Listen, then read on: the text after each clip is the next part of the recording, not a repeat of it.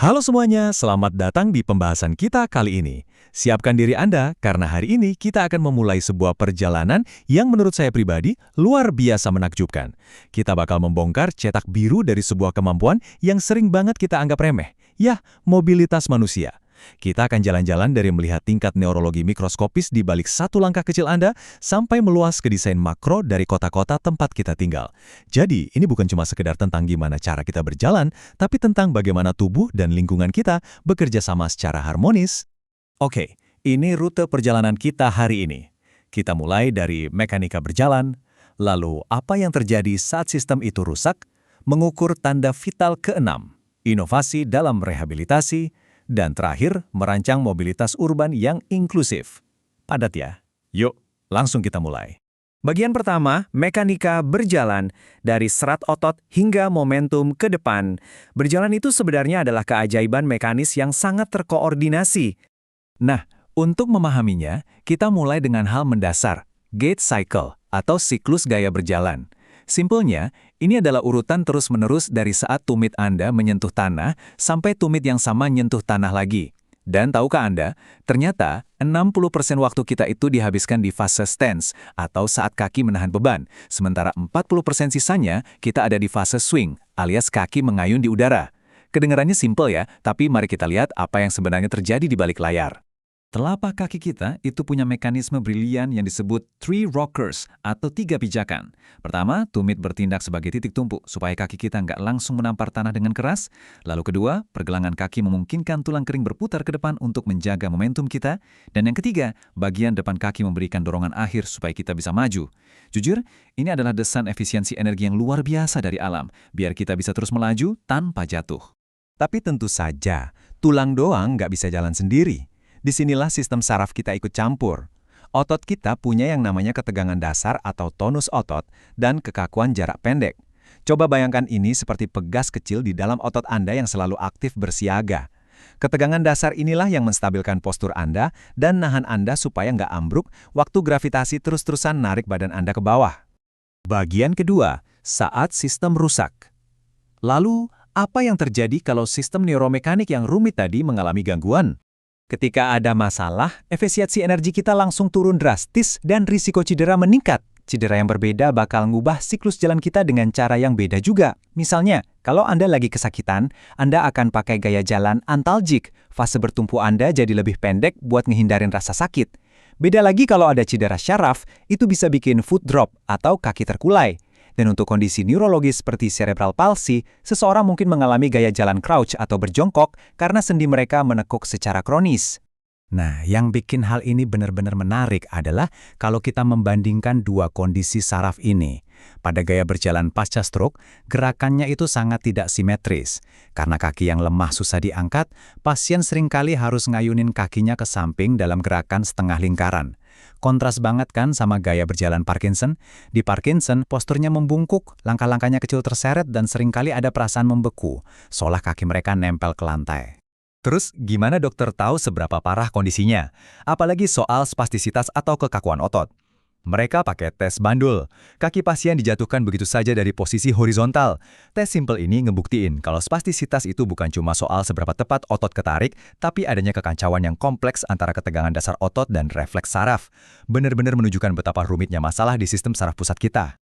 Lanjut ke bagian ketiga, mengukur tanda vital ke-6. Bagaimana dunia medis mendiagnosis dan melacak kerusakan mobilitas ini?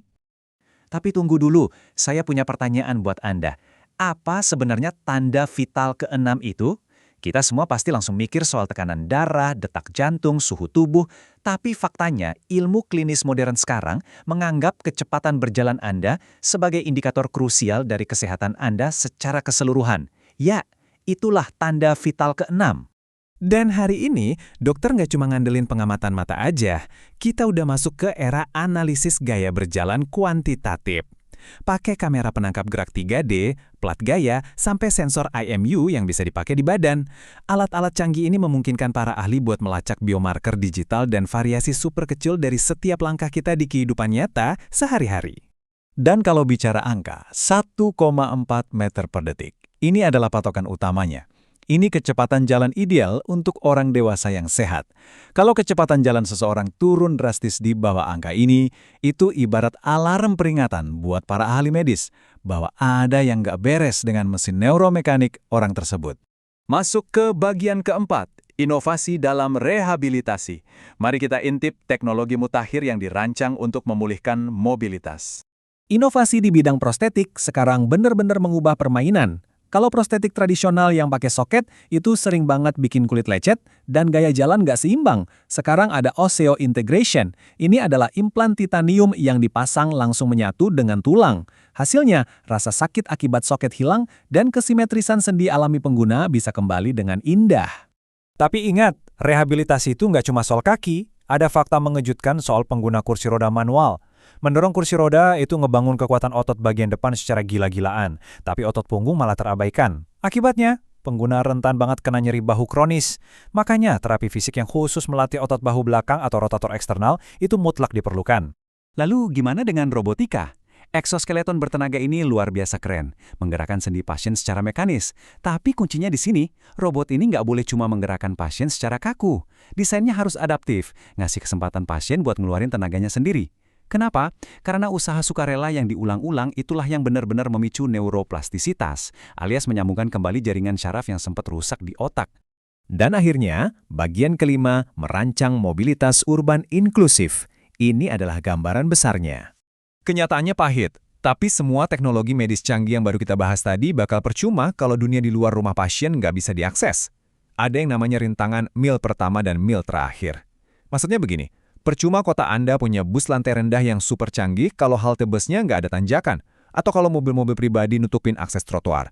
Satu desain infrastruktur yang buruk aja udah cukup buat menghancurkan seluruh kebebasan bergerak seseorang. Solusi pastinya adalah desain universal.